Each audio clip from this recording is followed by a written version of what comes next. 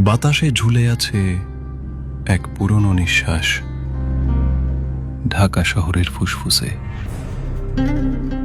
আমার শহর একসময় জীবনের কেন্দ্র, আজ কেবল অতীতের প্রতিধ্বনি। মিরপুর স্টেডিয়ামে একদিন ছিল উল্লাস, করতালির ঢেউ। আজ সেখানে শুধু ঘাসের বিছানা আর নিস্তব্ধতা। মিরপুর 10-এর মেট্রো স্টেশনে যে ট্রেন একসময় মানুষ বহন করত, এখন শুধু লতাপাতা ধরে রেখেছে ভাঙা রেল লাইন। শহরের প্রতীক শাপলা চত্বর আজ এক জলে ডোবা আয়না। মানুষ নেই, শুধু প্রকৃতির ছাপ।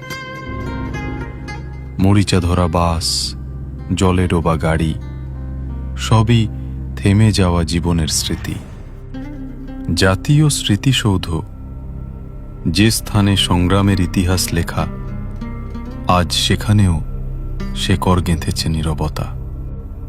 ভাঙা জানালা দিয়ে হাওয়া গায় এক বিষণ্ণ গান। পিচের ভেতর থেকে গজিয়ে ওঠা গাছ বলে দেয়, মানুষ হেরেছে, শহর হেরেছে।